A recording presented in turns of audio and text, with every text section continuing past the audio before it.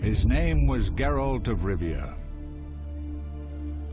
He was a witcher, a professional monster slayer. An unusual contract to lift the curse that held a monarch's daughter. It was enough to spend the night with the princess, dusk till dawn. If only she were not a deadly beast, a striga. The traitor responsible for the curse became the bait.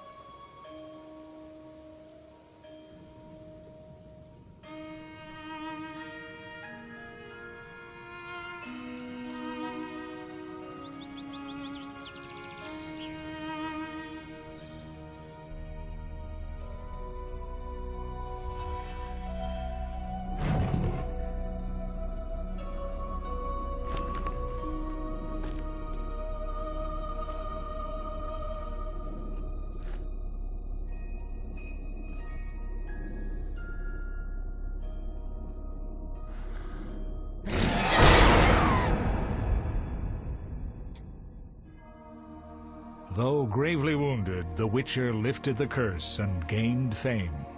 The world changed with the coming of the Great War, the time of the sword and axe, the time of disdain. Geralt of Rivia disappeared, all but forgotten. But that's another story.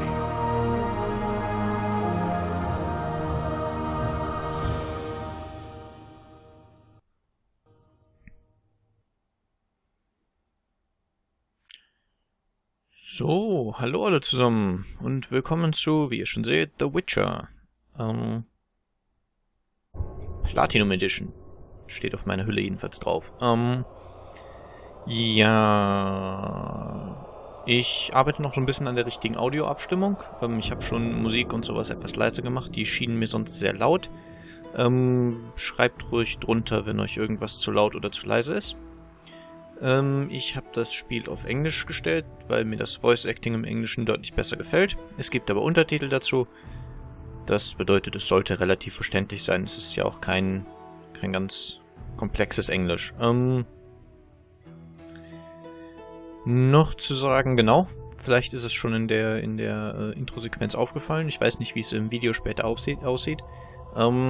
Es gibt ganz böses Screen-Tearing im Spiel, weil das Spiel keine vertikale Synchronisation hat. Man kann es auch nicht einstellen. Die Option existiert nicht. Ich habe versucht, über die Grafikkartentreiber das so einzustellen, aber meine Einstellung scheint da irgendwie nicht zu nehmen. Also ich habe ihm halt gesagt, für Witcher Hexer bitte vertikale Synchronisation immer verwenden, egal ob das Programm jetzt sagt, es hat oder nicht. Aber scheinbar macht er das irgendwie nicht. Das bedeutet, das Spiel rendert halt jeden Frame, sobald der vorherige fertig ist, ohne zu gucken, ob das jetzt Sinn macht. Und jetzt gerade die Cutscene am Anfang zum Beispiel ist auf teilweise 600, 700 Frames pro Sekunde gelaufen, während ich meinen Bildschirm, also ich kann auf meinem Bildschirm 60 sehen und ich nehme 30 auf, entsprechend Screen-Tearing noch und nöcher. Ich hoffe, im Spiel selber wird es nicht so schlimm. Ich habe die Grafikeinstellung extra alle auf Maximum geschraubt, damit es ein bisschen weniger Frames gibt. Ich hoffe, das wird so passen. So, und dann fangen wir doch einfach mal ein neues Spiel an. Wir spielen The Witcher und zwar auf mittlerer Schwierigkeit. Ich hoffe, dass ich damit klarkomme. Ich kenne das Spiel nicht wirklich gut. Ich habe das Intro jetzt durchgespielt. Das war es dann aber auch so ungefähr. Tastatur und Maus. Ich mag das nicht mit Klicken und zu laufen in solchen Spielen. Fühlt sich dann so Diablo- oder Torchlight-mäßig an. Das will ich nicht. Und ich sollte noch dazu sagen, das hier ist die Platinum Edition, die halt irgendwie mit Handbuch und Spielführer kam. Entsprechend habe ich, glaube ich, hier so eine Komplettlösung liegen. Scheint mir jedenfalls eine zu sein. An der ich mich auch hin und wieder ein bisschen orientieren werde. Einfach damit ich nicht irgendwie zu viel Kram übersehe. Aber vermutlich wird es trotzdem kein 100% Run. Einfach weil manches optionale Zeug bestimmt recht schwierig sein wird.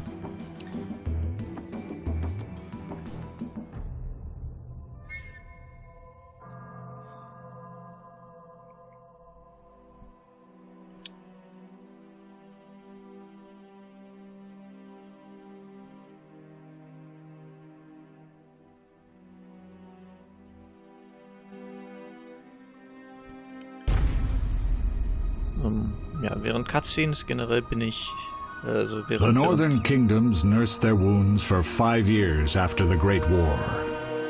Plague and famine raged, the death toll unknown. A few surviving elven and dwarven units sought refuge amidst forests, where they prepared for a final, desperate fight. Abominable beasts ruled backwoods, highways, and former battlefields alike. In cities and villages, folk were left wondering what had happened to the Witchers. The Blue Mountains in the north of Kedwen, the year 1270. 5 years after the Great War. Ja, also während das Spiel redet, bin ich wie immer leise. Und bis ich rausgefunden habe, ob Ladebildschirme mit aufgenommen werden oder nicht, bin ich auch während der Ladebildschirme leise. Das ist immer so von Spiel zu Spiel verschieden und ein bisschen inkonsistent, deswegen, ja.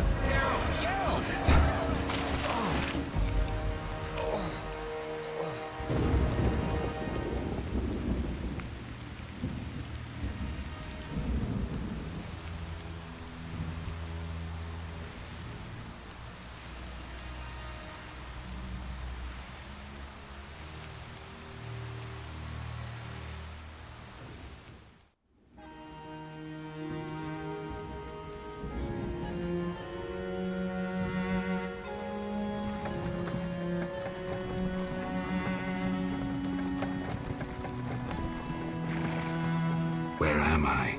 Everything's all right. I've no idea where you've been. The important thing is you're alive and among friends. Though you look like you just left your grave.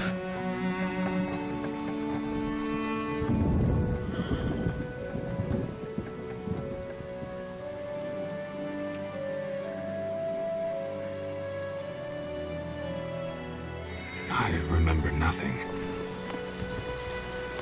We'll speak soon enough. We're nearing Kaer Morhen.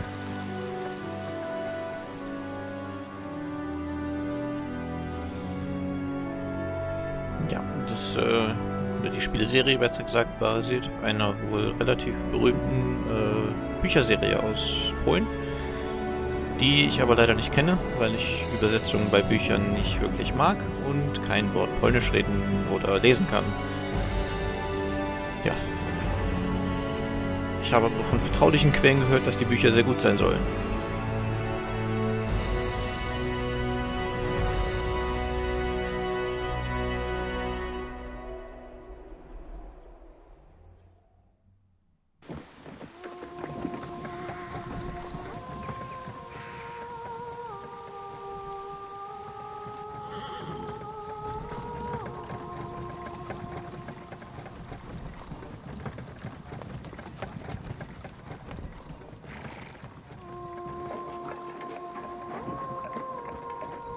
We're home.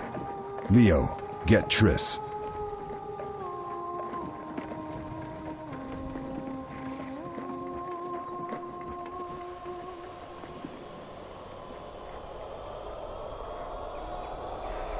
Your time nears its end, witches. Enjoy things while you can.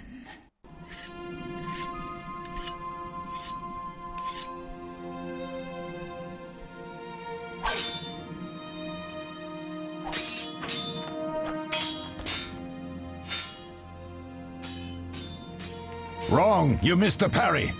I keep repeating this. Pirouette always followed by a back cross parry. Always! Barely 2 days have passed since they found you. Mm-hmm. I owe my recovery to you. Thank you, Triss. Remember anything?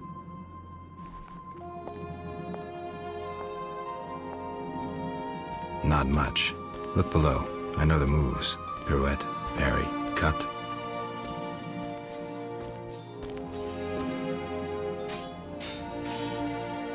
I can't explain it, but I feel a bond when we speak.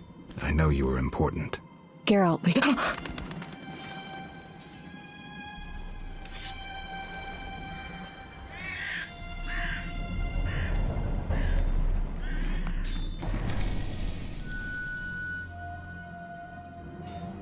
I need to think. Time flows slowly at Kaer Morhen.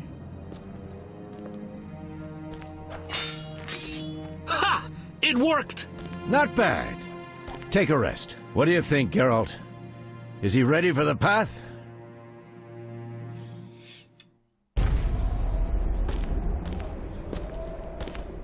Es wird natürlich später etwas weniger mit den Cutscenes. Also, denke ich mal. Wait for the rest. He's alone. The professor promised 50 orens for every freak we kill. He's mine!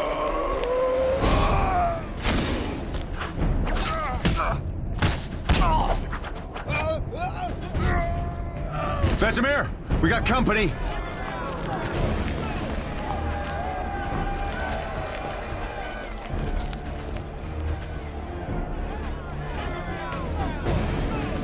I'm shutting the gate. Geralt, grab a sword off the training forms.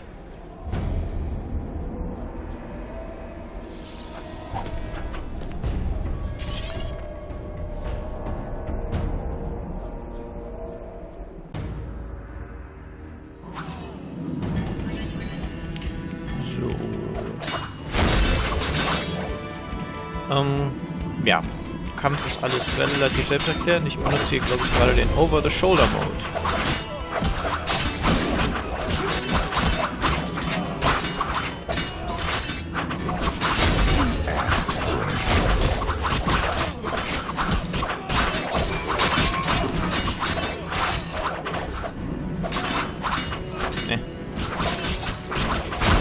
Generell bin ich mit der Steuerung, insbesondere im Kampf, noch nicht so wirklich warm geworden.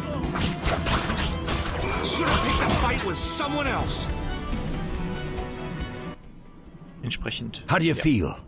Fine. Anyone know who the intruders are? Ordinary bandits would never attack Kaer Morhen.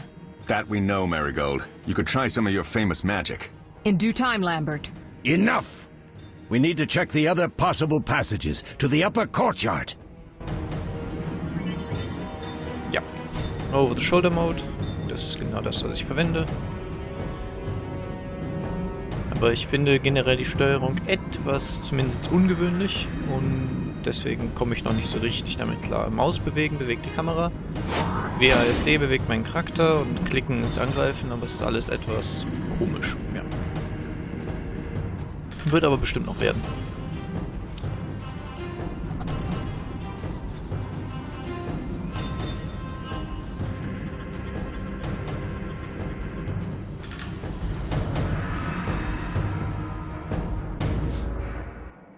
What's happening? They're trying to break down the gate! They won't get anywhere without a battering ram. Shit! What is that? A frightener. One mean beast. Savola. I know him. A mage as ambitious as he is insane.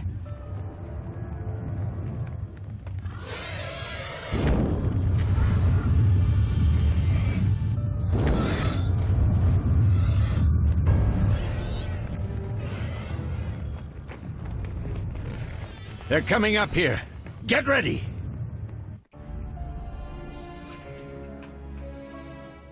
There's more! They're entering the upper courtyard! The one in glasses is the professor. Murder for hire. I sense magic. There's a sorcerer among them.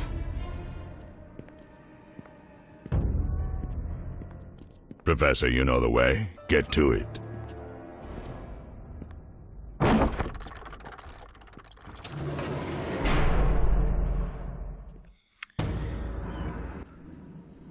The professor is wanted in Redania, Temeria, and Kedwen.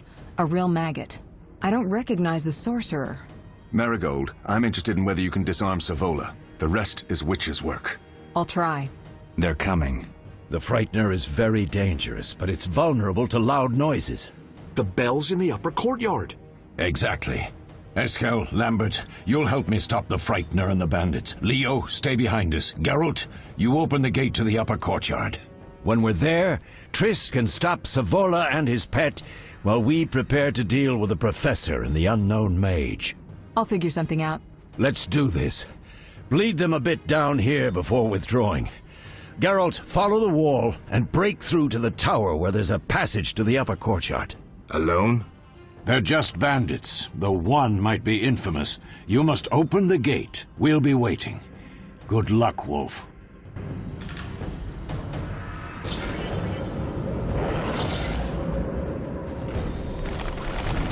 Ich glaube, hier wollen wir irgendwie lang.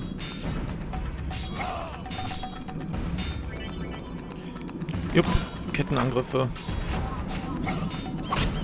Ich muss warten, bis der Mauscursor so ein brennendes Schwert wird.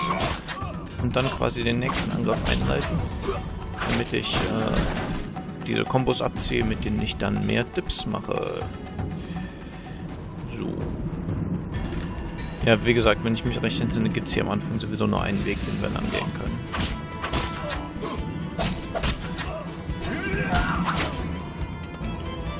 Jupp. Und wenn ich die Kombo erfolgreich durchziehe, kann der Gegner ja, betäubt werden. Und wenn ich ihn betäube, muss ich nur noch einmal angreifen und habe dann quasi einen Finisher.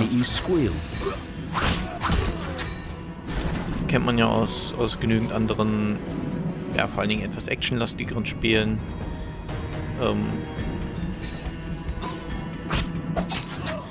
Wenn der Gegner dann irgendwie so ein leuchtendes F über den Kopf hat, Press F to finish oder so ähnlich. So. Hier sind nochmal 2. I'll make you squeal.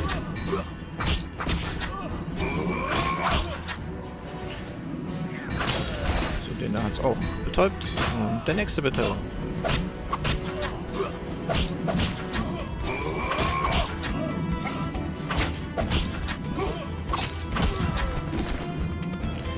Also ich bin, wie gesagt, noch nicht so richtig warm geworden mit dem Kampfsystem.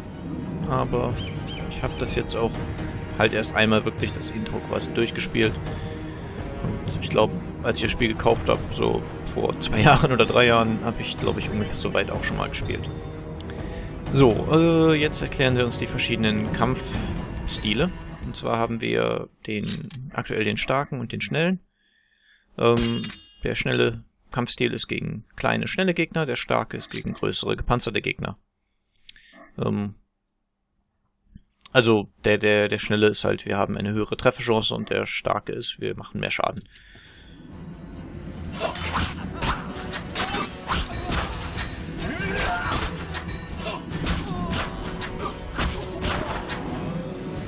So einfach geht das. Wir sind hier noch ziemlich im Tutorial, entsprechend wird uns hier alles schon erklärt. Und wir können jederzeit mit Leertaste das Spiel pausieren und uns quasi einen neuen Kampfstil aussuchen. Theoretisch müssen wir dafür nicht pausieren können, sondern können noch Y, X und später C benutzen, aber mir ist es lieber zu pausieren.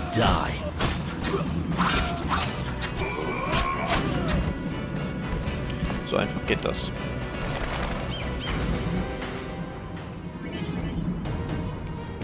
Genau. Pausieren für den schnellen Kampfstil gegen den schnellen Gegner. Okay, da habe ich mein Timing etwas versaut. So, pausieren für den starken Kampfstil. Was? Das habe ich aber wirklich geklickt. Egal. Tod ist tot ist tot.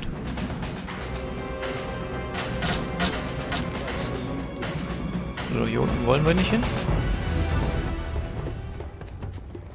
Es sind ein paar viele auf einmal. Aber das Problem löst sich gleich.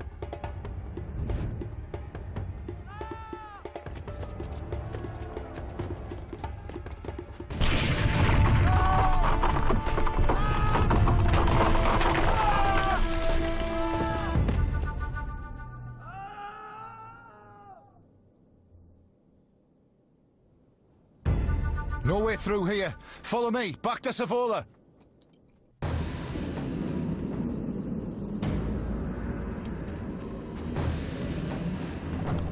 So, wir sind im starken Kampfstil, das ist korrekt. I'll make you squeal.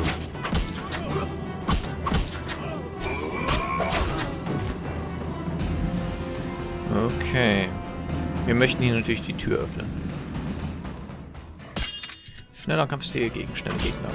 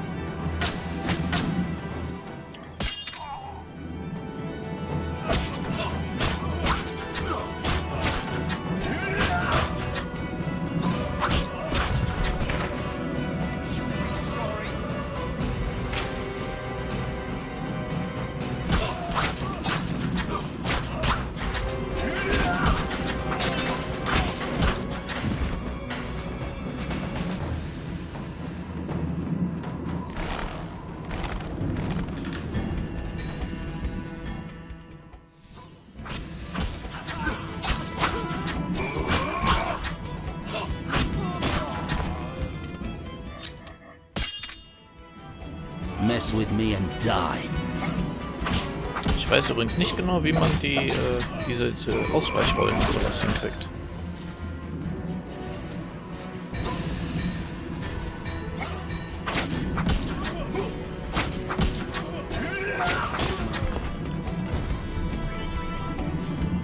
Okay, ja, das hatten wir ja schon.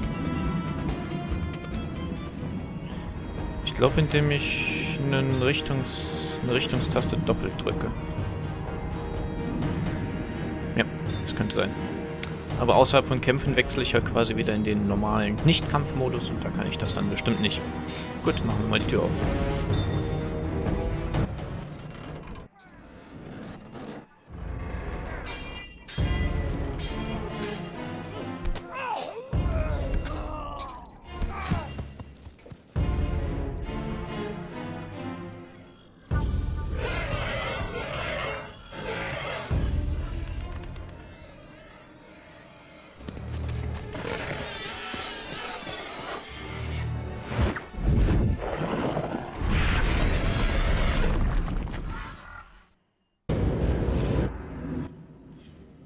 Damn it, Geralt.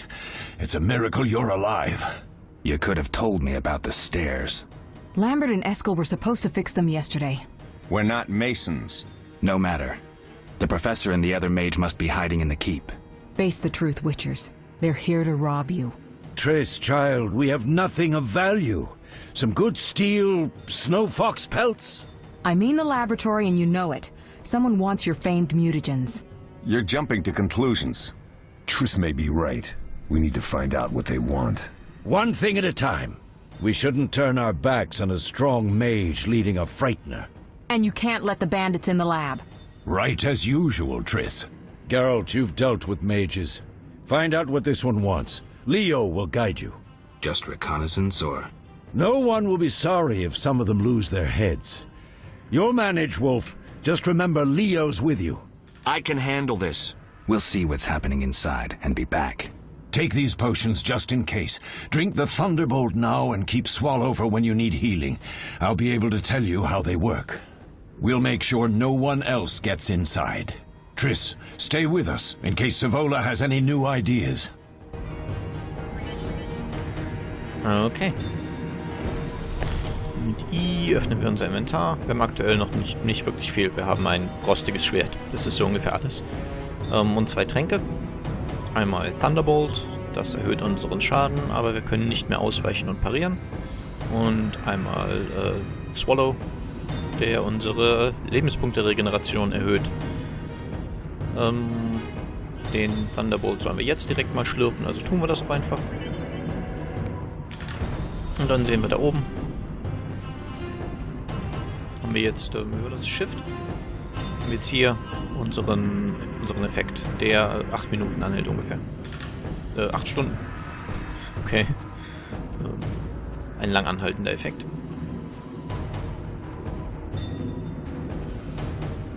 Oh, da sind Überreste. Die sollte ich plündern. Und zwar ist da ein Feuerstein, also ein Flint drin.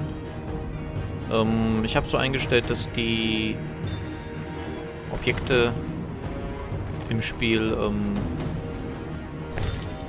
diese blaue Schrift kriegen, dass man halt sieht, wo sie sind. Wenn ich das sehr stört, sagt Bescheid, dann kann ich das auch wieder abschalten. Aber ich finde das recht hilfreich, damit man sieht,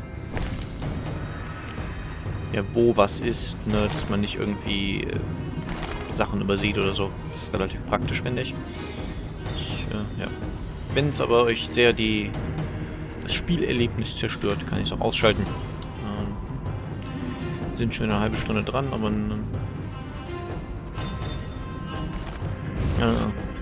ja, hier reingehen tue ich jetzt noch. Ich glaube, wir kriegen noch ein bisschen Dialog.